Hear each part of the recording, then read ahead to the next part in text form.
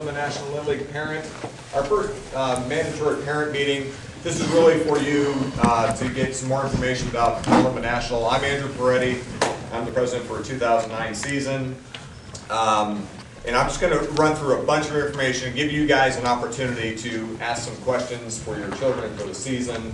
Hopefully we can clarify what we're doing this year. We're doing a few things maybe a little bit different, but essentially it's the same thing. It's a league for the kids, put on by a bunch of volunteers. So real quick, and like I said, I want to keep it to 30 minutes. Those of you that want to stay afterwards for some Q&A, by all means feel free.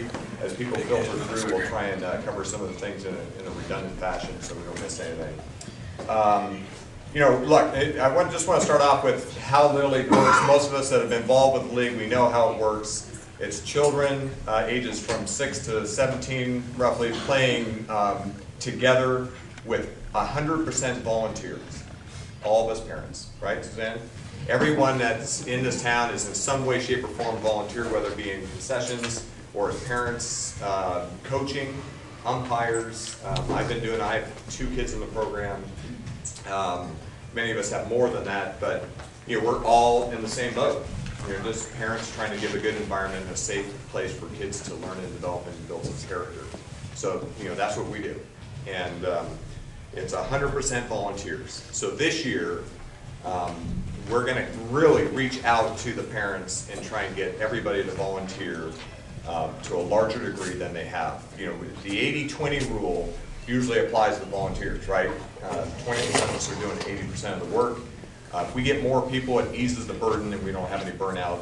And typically when people leave the program, and I'm speaking of parents, it's because they're doing all the work and other people are not available to do it. So everyone's busy. We're going to try and spread the wealth, so to speak, for this year. Okay. A little bit about Little League. In our league, we just finished registration. We're still doing some late registration. We're somewhere around 330 kids typically in Petaluma National Little League. We're one of the biggest ones in town. We pretty much cover the west side. We did redraft a part of our map this year to cover some of the kids that had formerly been to the Rancho Cotati League.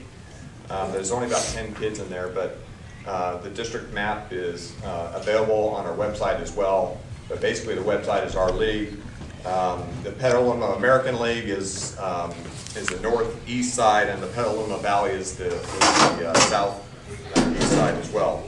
District 35 is our district. We're part of District 35 based out of Cloverdale. A gentleman by the name of Don Goodman is the district administrator. That covers basically 20 leagues from Petaluma to Ukiah. And they're the, you know, as I'm starting to learn what they do, they just kind of coordinate everybody on the same page. They're the ones that also coordinate the all-star tournaments for our district. And of course, once you go to district, you end up going to regional, and they play in that as well. The Western region is based out of San Bernardino, California. It covers the following states: Arizona, both Northern and Southern California, Nevada, Utah, and Wyoming. Some of us are actually going to be going down to San Bernardino this year to do an umpiring clinic. You can actually see their information about San Bernardino on their website. Just type in Little League Regional Headquarters San Bernardino and you'll get a bunch of information about them as well. But internationally, Little League is huge, covering 100 countries, you know, 7,400 leagues covering about 2.5 million kids.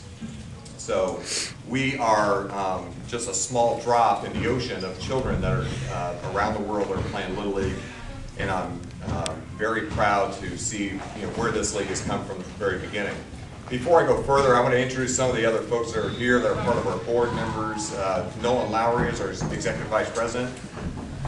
Don Montoya, who's our player agent. Anthony Lackey, who's our vice president in charge of minor league AAA. Do we have any other board members here? Barry Murrin, there he is. Barry's doing registration, and what else are you doing? Safety. And so, as you can see, our board consists of 15 individuals, and I'll go through some of the thing on how we kind of got together a little bit later. Again, all Little Leagues are 100% volunteers. That's all we do. Including the managers, umpires, concession workers, field maintenance. If anybody's been out to the field today, There's people working on the fields as of about 7:30 this morning and working in the snack bar. This has basically been going on since October 1st. So all the work for Little League in preparations, about 6 months of work goes before a child ever hits the field for a game. And that includes the board. We've been working together since early October, the newly elected board. Just this past week alone, we spent about 20 hours over 3 nights, basically about 6 hours a night, 6.5 hours a night for 3 consecutive nights, just interviewing every applicant to be a manager in our league. So you figure that's 20 hours this week alone that we give up family time to get the right people in the right place to work with your children. And that's part of the dedication. I've been blown away by the caring and consideration and the hard work for the people who are putting a ton of work to get the right people in place so we have a growing, thriving league.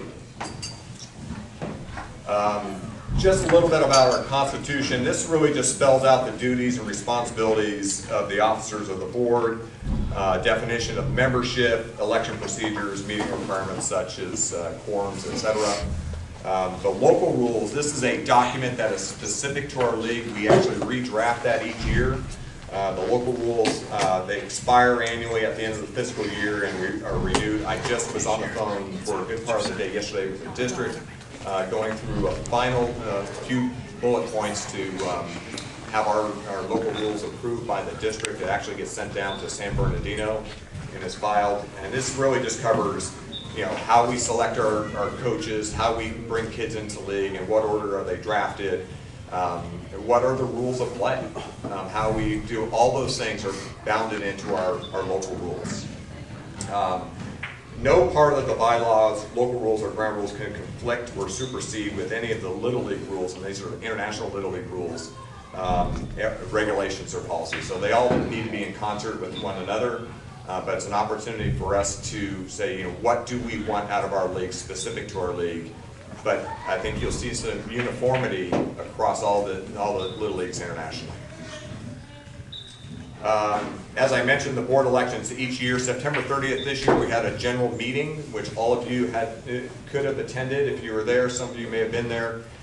The admission or the entry fee is 1 penny, I believe, and you have an opportunity to elect your board. And I went there this year just to see what the heck goes on. I told my wife, I said, I'm just going to go see what's good. It's my first board meeting. I think my kids have been involved for 5 years, and then somehow I got on the board. And that's not going to incentivize people to go next year. And I was like, well, okay. So I told her, I said, now I'm going to go to my first board meeting and see how this works out. I don't even know what goes on. I just think I was going to go to McNear's and have a beer, but it turned out a little bit more. Then we had elections, and we elect the officers in our first board meeting, and they found the sucker to kind of do this thing. So, but from that, we also, not only do we elect our vice presidents, our treasurers, our player agent. Don, I want you to give a little snapshot of what a player agent does, because that's a really, really important position in the league, and I'm just learning it this year. So you're on the spot. Go ahead. No, it's fine. First of all, I've been in the league for 10 years, so I've got one that has played all the way through. So I've been in your seat from minis of why does our field look like it does all the way up to the majors and juniors. So I've had a lot of different roles on the board over the years, and one of the things I've consistently noticed and participated in is how to communicate between the board, the managers, the coaches, parents, and kids. And so truly what the player agent is responsible for is making sure we have all your correct information on your child, making sure that your child is represented. So really what my job is throughout the entire season is to be the children's voice to the managers and to the board. So, and you'll see, and Andrew will talk about it some, but as the season starts, whenever there is, and I don't want to say an issue in a bad way, but a concern or something that you're not sure about, the first line of communication is always going to be with your manager. So that's why we're investing the time that we are, choosing the right people that can teach your kids skills, communicate with you, communicate and build confidence in your kids. So anything that goes on during the season, whether it's playing time or practices or whatever it may be,